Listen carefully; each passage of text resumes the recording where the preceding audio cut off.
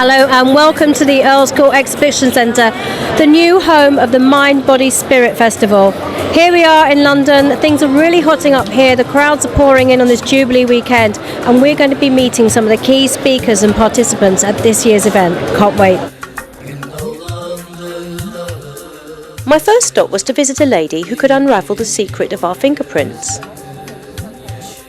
So Helen, we're here on your stand and you've got a workshop quite soon. Can you tell us a little bit about your divine fingerprint analysis? Well, what it does is it tells you effectively what it is, how you operate on the most basic level.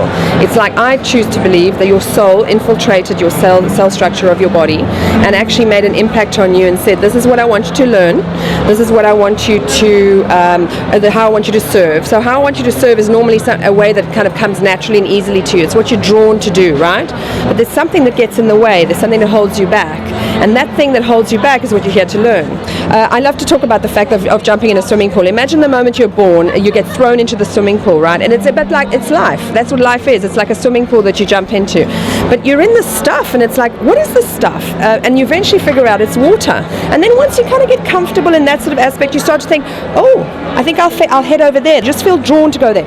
And boy, you're making all this effort and you're exhausted. You don't feel like you've made any progress at all towards your destination. And then what happens is that you're floating, but you can still feel that pull, but you don't feel like you can get there, so you start to get depressed, right? Which I think is kind of a bit sad. What you haven't realized is that you have legs. They're weighing you down. The moment that you realize that you've actually got legs, and then you figure out, hang on a second, maybe I should learn how to kick these guys. They turn from being the thing that holds you down to the thing that actually powers you and speeds you to where you want to go. And the legs are the lesson, okay? The lesson that we're here to learn. The skill we want to bring into our soul's personality, if that makes sense, all right? And the purpose, what you're really drawn to is your purpose. And then the water that you're swimming in is what we call your life school. And so what I'm doing in my workshop today is I really want to talk to people about the water that they swim in. And so we're going to be doing the fingerprints, and we're going to be talking about actually, okay, what school are in? People are going to be looking at their own fingerprints and figuring out what school are they in, how has their soul decided they are here to experience life. Because we all experience life slightly differently. It changes how we communicate, it changes what our people experience when they're with us, and all that sort of stuff. Did the police ever ask you for a few tips on how to analyse the fingerprints? No, they haven't done so far, but they don't really know about me. But you never know from now on. Meanwhile, Anya went to visit a psychic artist who had a spiritual vision. You're a psychic artist and you're here at the Mind, Body, Spirit Fair at Earls Court. Can you tell me a little bit about what you do? I use art as a means of connecting to other dimensions. I connect with energies that are not contained within physical bodies, that are not in human form at this point in time. And it's because art puts me into the right side of my brain. The right side of my brain is very creative, it's open, there's no linearity, there's no sense of time, there's no rules, there's no regulations. So if I can use art to get me into that side of my brain, then all things become possible, including communication with non-physical entities. So here I'm actually connecting with people's spirit guides who have an agreement with an energy to help guide them through this human lifetime.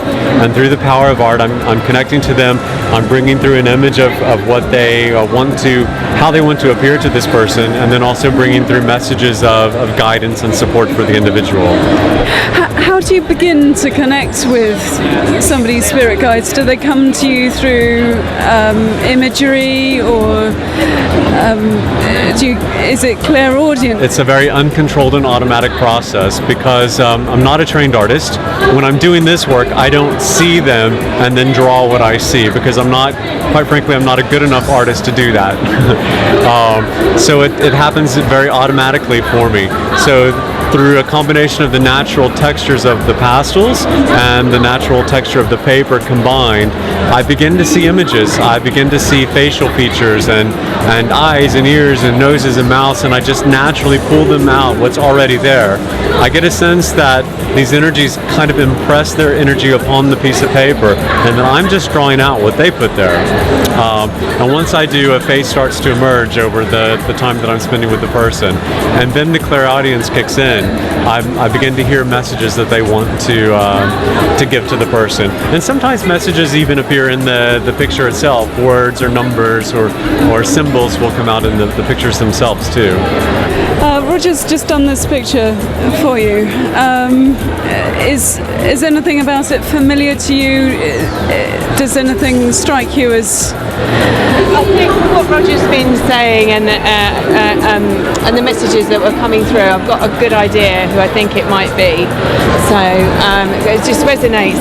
I was really excited when he was saying about it. So I don't know, it's just got, my heart is just like really pounding. And it was lovely to see some of my old friends so busy giving psychic readings at Star Temple.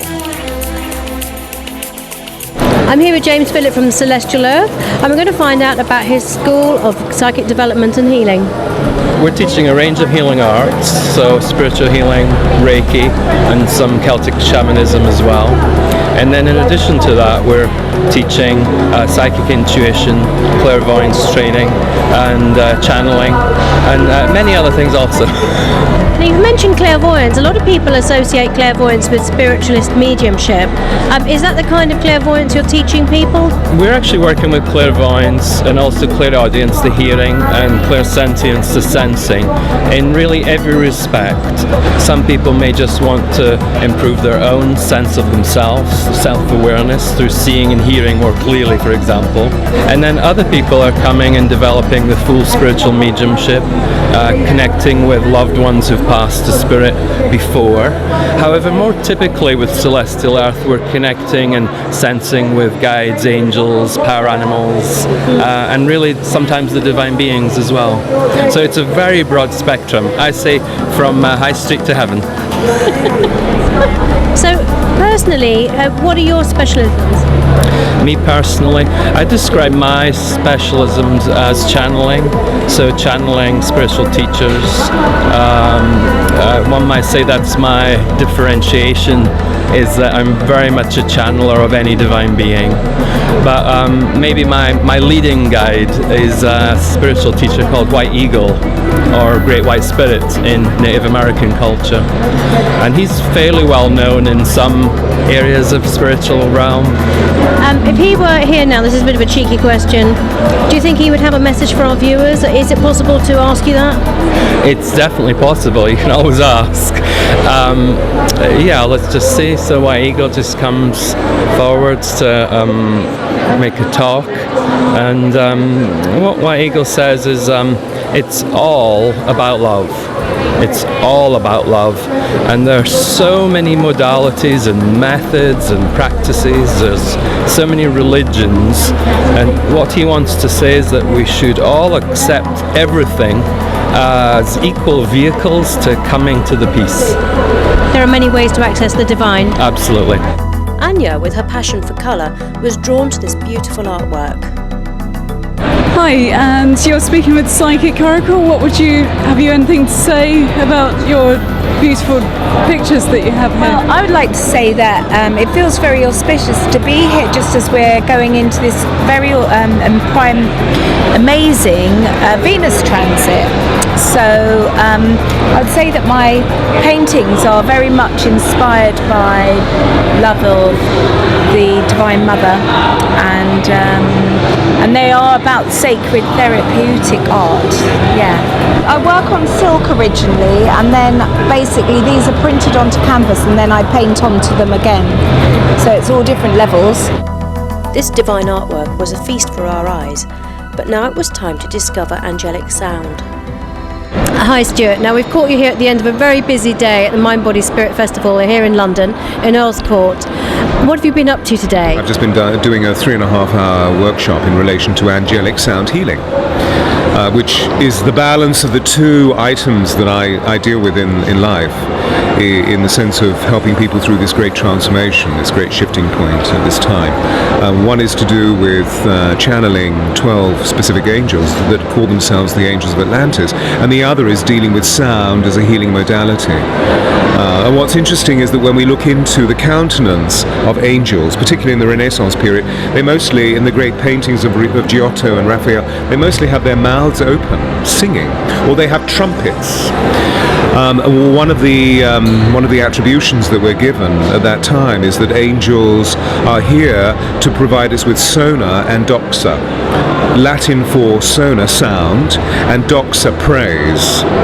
So what I do is I bring the whole substance of the angelic countenance through sound, because sound is at the core of creation, together, to literally pulsate through people's bodies so they become drenched in a beautiful angelic elixir that enables them to become the people that they want to be.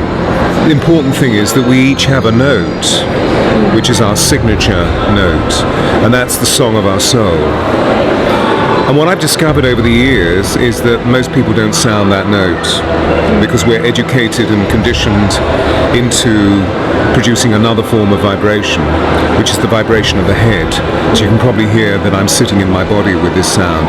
And where most people sit is here, like this. So do I sound as though I'm using my note, or do I sound as though I'm using my note? It's a very different vibration. So I've just had a group of about 100 people upstairs moving into harmony and walking out feeling utter bliss. At the end of the day, if you were able to sum up in one sentence what your purpose and your message is now, what would that be? To dispel fear in people's hearts and to encourage them towards a sense of their own divine unity. We've all heard of using incense for our spiritual work, but this frankincense was the best in the world. Anya went to find out more. Now I'm at the frankincense store site with Shenbaz. Tell me about what you have here today.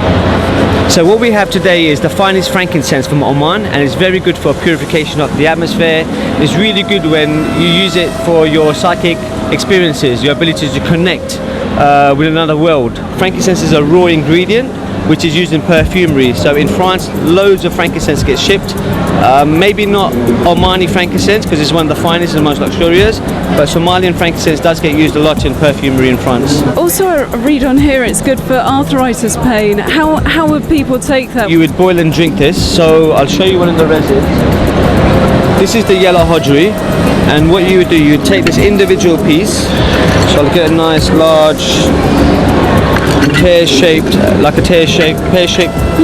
piece, and you would boil this until it's fully dissolved, and once it is dissolved, you just drink it, and that's it. Wow, so it's like a medicine.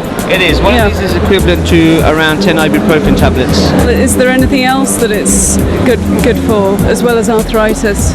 It is. It's good for kidney problems, arthritis pain, menstrual pain, blood purification. So it just purifies your internal organs. And as you mentioned, it is an anti-inflammatory. So anywhere you do have the pain, it reduces this pain and swelling. We were enchanted by the goddess portraiture as we made our way to meet a very modern shaman. So Jez, we've just caught you after your performance and before your workshop. Can you tell us a little bit about what you're doing today at the Mind Body Spirit Festival? We're looking at a wounding story on 3 different levels: the personal, the ancestral, and then the collective. We all have wounds that hold us back in life or that keep us down, no matter how enlightened or spiritual we try and become. And sometimes we can ignore those, but we see them shamanically as sources of strength. So what we will do, but we have to transmute that wound and pain into something of beauty and blessing. So the way we do that is by changing the story behind them. So something may have happened to you, say 10, 15, 20 years ago, whatever. It's not what happened that matters, it's the story we tell ourselves. Whether it's a wounding story, i.e. it's going to happen again and we're going to carry on down that cycle, or it's a healing story, and we're looking at transforming them into healing stories. I work as a psychic as well, but I completely identify with a hurtful situation that people can find it difficult to get past. I think it's a really interesting suggestion that you're turning it into a healing story. Yeah, that's the shamanic way, as I understand it, because it's about recycling. Basically, we don't throw anything away. Everything that's ever happened to us can be either a source of keeping us down and keeping our spirit oppressed, or something that will make us grow and learn. And the wound is seen as the initiation, because life is painful. Life is, by its nature, as soon as we're born, we care about people, we lose people, that's painful. So it's what we do, but that's part of the spiritual journey. It's not about just going out there to spirit, because that's where we come from. It's coming into here. So the initiation is the wound. A lot of indigenous cultures, they would literally wound the body. They would get a knife on when they were teenagers and scar the body, and that was a reminder that life is painful, but what comes out of that is compassion. And that's what the role of the shaman really is, to have compassion for other, because you can only really go and you can only really help others, especially in a healing scenario, if you know that pain yourself, unfortunately. It's not about trying to be a compassionate person, it's about understanding yourself and understanding we're all human and we're all trying our best, and then that healing, and that will breed compassion. So we feed it like little seeds as opposed to just trying to be something. But it's not really what people are born with in terms of, or brought up with in terms of their expectation. I think the disappointment a lot of people experience is the fact that they expect it all to be wonderful. Yeah, exactly. And disillusionment is such an important part of the spiritual process, because I think anyone gets onto this path, we can get on with a lot of illusions or myths that this is going to suddenly sort our life out and we're going to be wonderful, happy people forever, and that isn't realistic, I think. So the disillusionment is part of the spiritual part, an important part, because then it goes deeper. You have a deeper relationship with spirit, one that is much more real, shall we say. So have you got a final message for our viewers today? Life is a risky business by its nature, and so it's how much passion, how much yearning we have to connect with something greater than us, and that I feel the spirits hear us, and they will come to us. It's our song. Sing your song of life, whatever it is. Thank you very much, Jez. Our pleasure. Gün dolandı dağı taşı, dil yol